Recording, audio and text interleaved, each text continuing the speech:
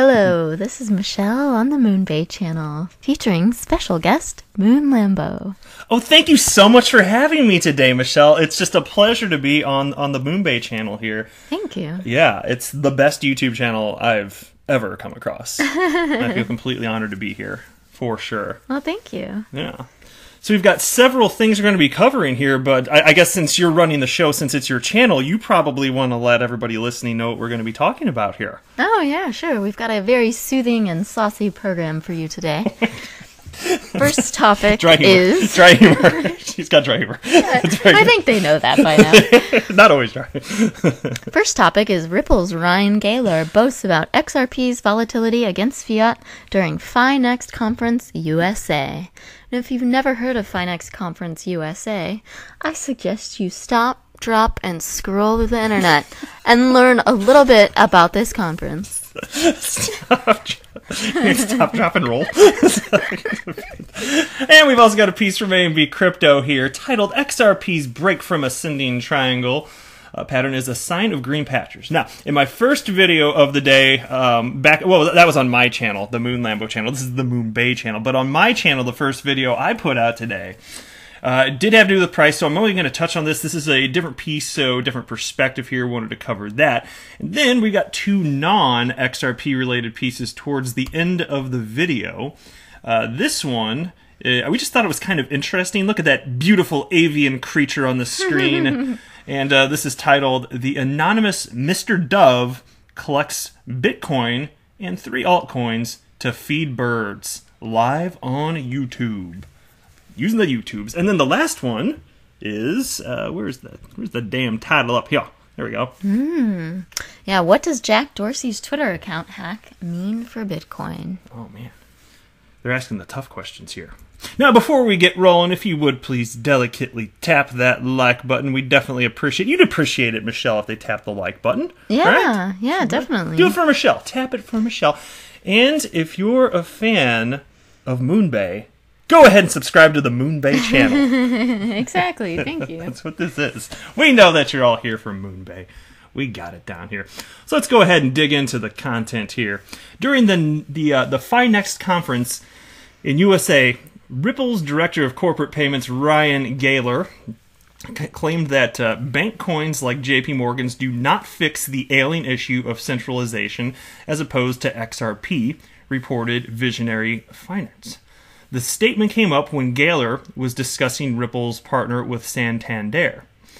Which is absolutely true, by the way. I've on more than one occasion pointed out on both the Moon Lambo channel and the Moon Bay channel that trust is the primary game-changing thing when it comes to cross-border payments here. The reason that there's so much friction as it pertains to moving money around the planet has to do with the correspondent banking system, because humans aren't just going to trust humans they don't know. But if you can simply trust cryptography...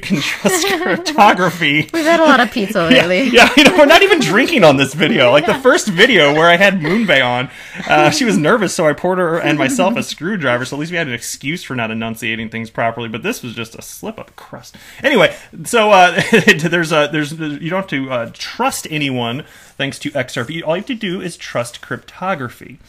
Anyway, Santander Group, a commercial bank, has been planning for a day when individuals do not need #banks, owing to which the bank felt the need to embrace fintech solutions and partner with Ripple. While expanding on the partnership further, Gaylor stressed on the importance of working with regulators and noted that if the next disruptors in fintechs fail to work with regulators, they will be smacked down. That was a smackdown. Gaylor highlighted Ripple's work with regulators in this regard. Ripple is working with regulators to mend issues related to capital tie-ups, issues that account for a capital of nearly $5 trillion USD globally, in order to support cross-border payments. Ripple's products have been put to use by many financial institutions and banks to ease cross-border payments for their customers to settle within minutes. Here, Gaylor did not shy away from boasting about XRP's volatility when compared to fiat. He concluded his speech by stressing that XRP settles any cross-border transaction within 30 seconds, while with fiat, the risk is higher as they take around 2 days for transfers. That is very true. Despite the fact that XRP is shown in comparison to fiat, its volatility in the crypto market has probably restricted its price. It has also helped the coin from plunging more than it already has, which is almost 7% in a day. The value of the third largest token stands at 0.02560 USD with a market cap of 11,001 billion at press time. Yeah, I don't like the way that this article characterized what Mr. Gaylor had to say here about XRP volatility, boasting about XRP. Maybe it's just that they don't know what the word boast means. I didn't get any inclination that that's what he was going for. There were literally no words in any of these sentences that would lead anyone to believe reasonably that there is a boasting of XRP price volatility going on here. If I'm missing something, please drop something in the comments below, but that didn't make no damn sense to me.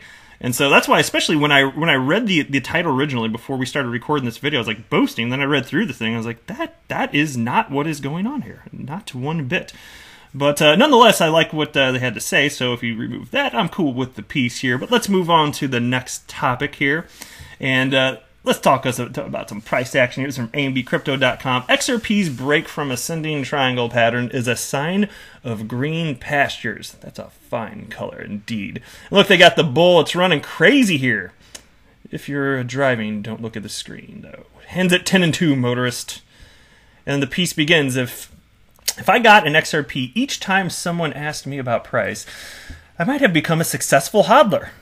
Addressing the elephant in the room, the question of XRP's price swings in short term, surprisingly, the grass is green on this side of the coin as key indicators point towards a trend reversal. And by this seems to be the today, from everything that I've been reading, and I'm not a chart analyst, Moonbay is also not a chart analyst, everything that I've been reading today, the common wisdom seems to be that the worst of the price suppression, if you will, the bear market, what we've seen from XP, at least for the foreseeable future, it seems to be over. That's the sage wisdom out there.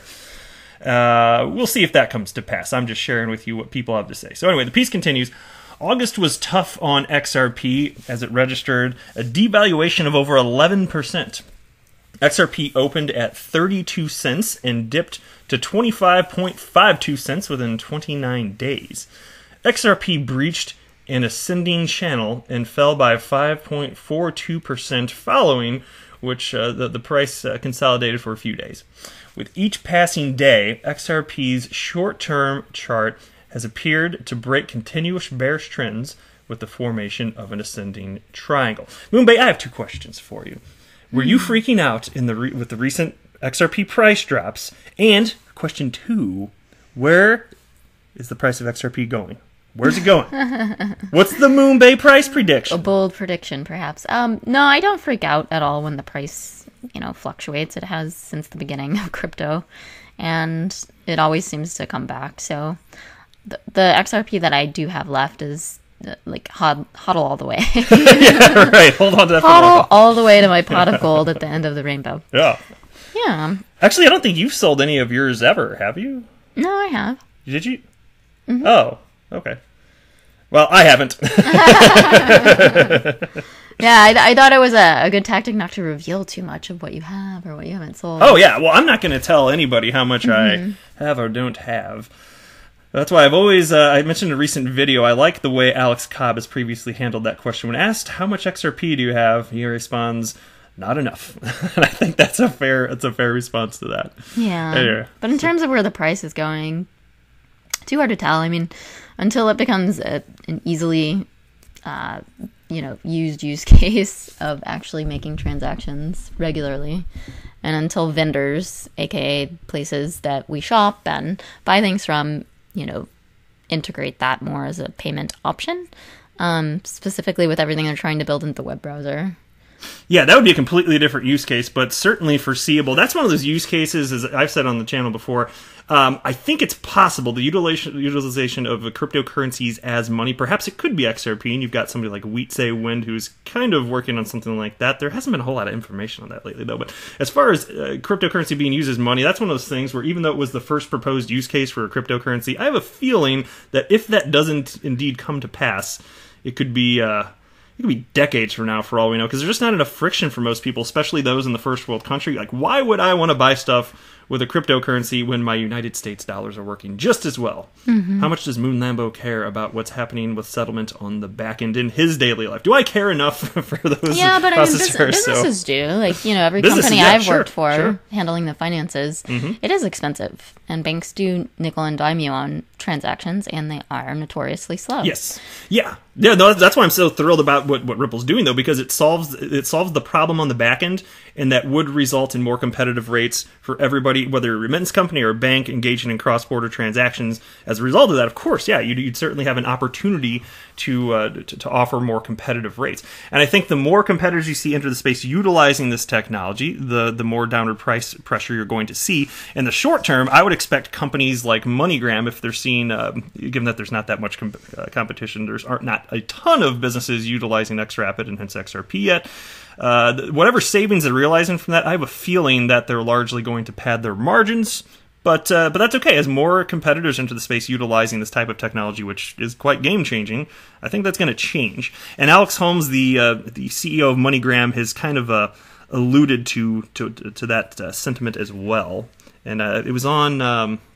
I can't remember. He might have been on Bloomberg. I can't remember. He was being interviewed, and he said something to that effect. And I was like, yes, that's exactly what I was suspecting would happen all along. That's just how markets work.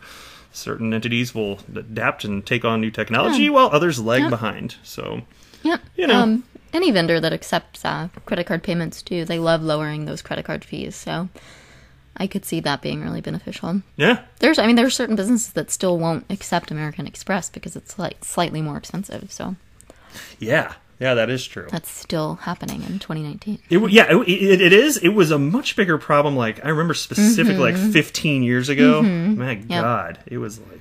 Yep. Yeah. But anyway, yeah, I guess, so as far as price, so are you one of those people, Moonbay, that believes that it's possible? Is there a cap to how much XRP can be worth? Do you think it could be worth $10 or $20 or $50 or $100 or $1,000 or what is it? A cap? Or on top of that, if you don't want to word it like that, what is reasonable to believe? And why? I don't know if anything is quite reasonable until it's being used regularly and with commerce.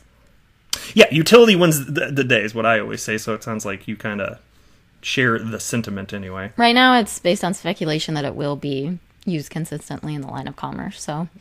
Yeah, to me it seems like it's pretty much 100% speculation, and that's why what I'm watching for every day as I'm reporting on this, and it's one of the reasons I don't make price predictions, there's too many moving parts, too many variables, and so I'm happy to talk about what I believe it's possible for XRP to be worth it's at some point in the future, but that would require tremendous adoption in many capacities. Of course, utility, which will spur more speculation, more investors, and then when you have more enlightened investors, not just retail speculators, but institutional buyers coming in who will parse out the differences between coins on a much more meaningful level, I think that XRP would be one of those winners if there is actual adoption, and that's what can largely spur price long term. But it's just such early days, and we're barely out of a bear market at all. At this point, I know Bitcoin's done well in 2018. Yeah, I believe that too. But, I think part of the problem is also educating the consumer.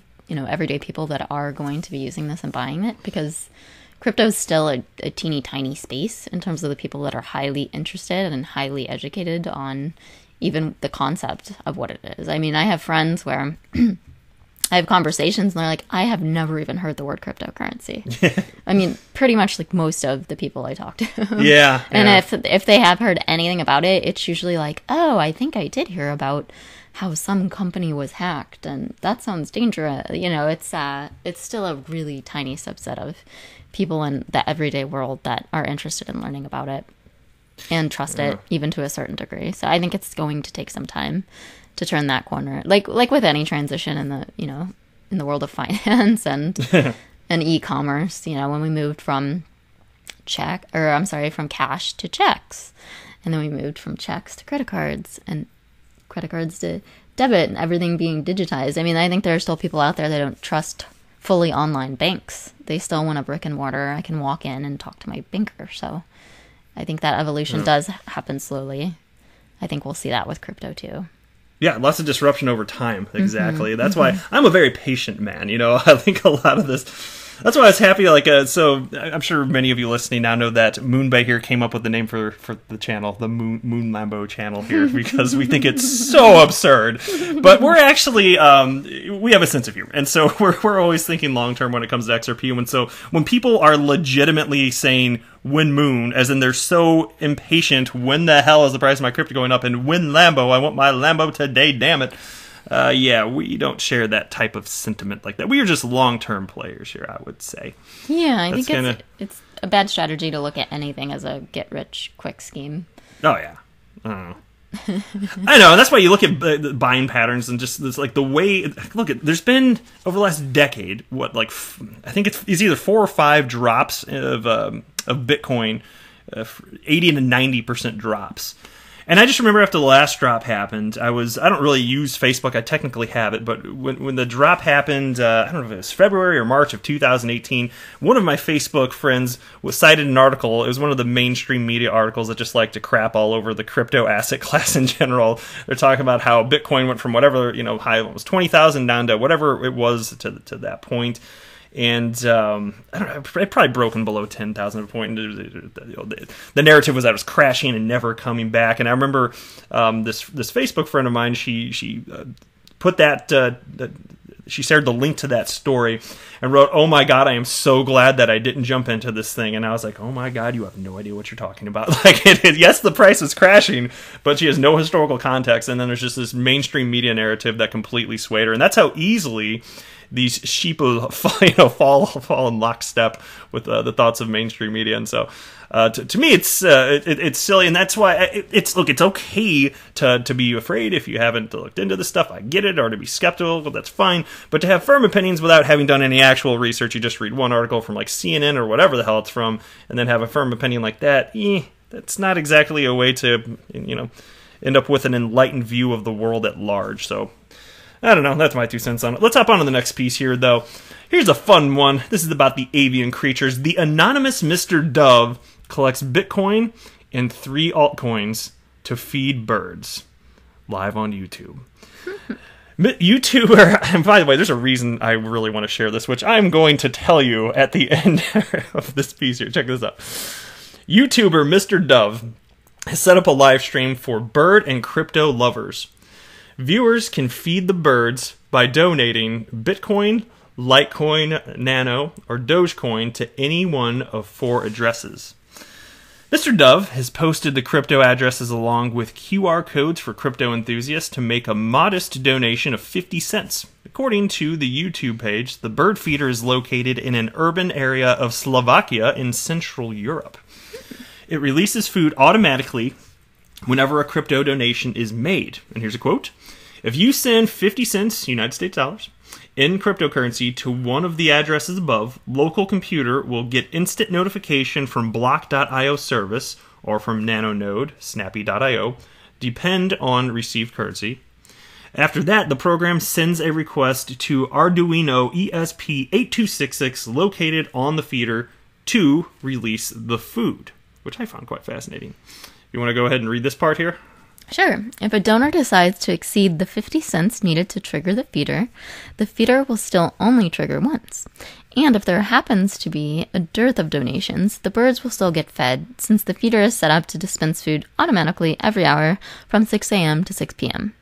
Mr. Dove says he's seeing all kinds of birds making the dive for some crypto feed, including the house sparrow, collared dove, great tit, blue tit, and coal tit. And there we go. That's why I wanted her to read it at the end. I asked her, no, because she said that. Like, she read this piece. She finished reading it before me, and she said, great tit, blue tit, coal tit. And I wasn't looking at it. I turned around. I was like, what the hell did you just say? They're actual I was like, what? Is that a bird? And she goes, yeah. I was like, what's the bird look like, Michelle? What's the great tit look like? And what did you say, Michelle? I think it's probably really big and curvy. That's what And she said it with a perfectly straight face. Okay, so the great tit is a perfectly curvy bird. That's good. So I did end up having to Google. I was kind of scared to Google. I didn't know what was going to pop up, but I did type in great tit, and sure enough, I swear it's even safe for work. A bird will pop up. So there we go. I don't know if there's anything else I can say on that topic. Should we just move on to the next one? It's a fun idea. It's kind of like, paying a quarter to feed the zoo animal. Yeah. At the zoo. I wonder if we could do that with our pet peeve. Yeah, so for those of you that haven't heard me, there's a few times on the channel I've talked about it, but I adopted a dog. She's a little terrier mix. She's now, in December, she'll be, I guess, 5 years old. They estimate the birth date, anyway. So, she's a little terrier mix, and I named her Peeve, as in, she's my pet peeve. Get it? But yeah, sense of humor. Okay. And so anyway, I was like, I wonder if we could set up some sort of dispensary via donations for my pet peeve.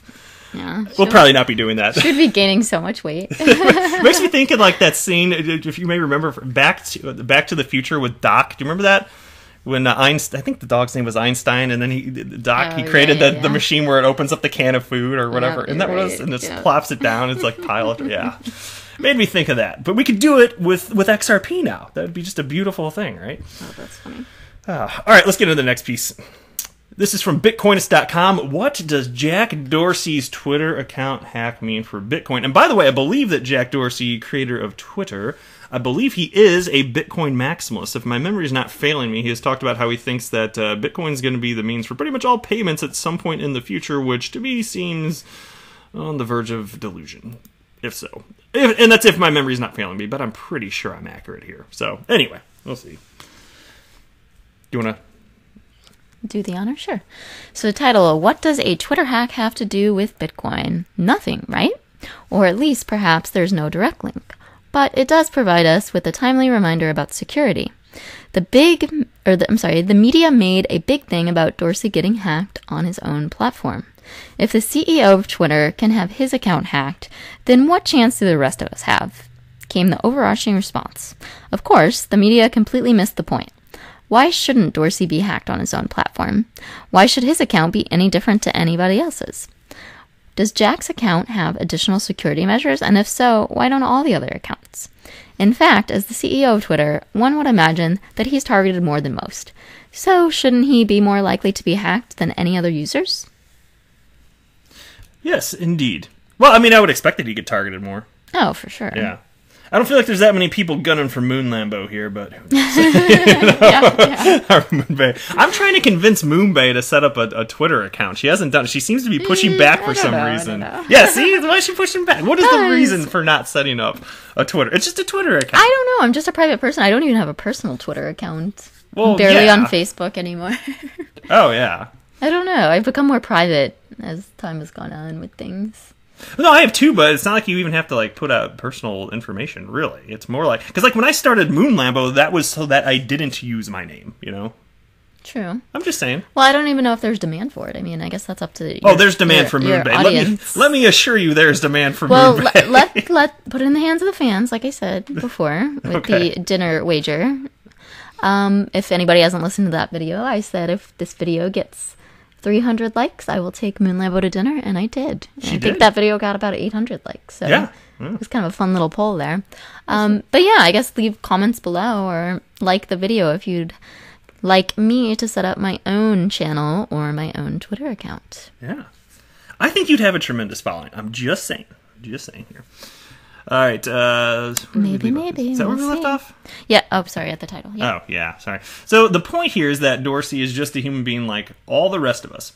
As great as any security measures are, we are always the weak link in the chain. This applies to Twitter or Bitcoin or anything else. Ultimately, the responsibility lies... Did you read that? No. Oh, I'm sorry.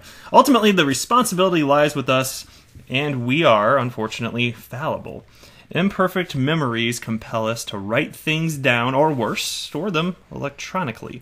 We forget to lock screens and lose things on trains. When it comes to security, we contain any number of attack vectors and need all the help we can get. In order to feel secure, we should take all the steps we can to protect our Bitcoin. Our Twitter accounts generally aren't as valuable. I treasure my Twitter account, though. Not really. No, it's fine. I do use it, actually. I'll tell you what.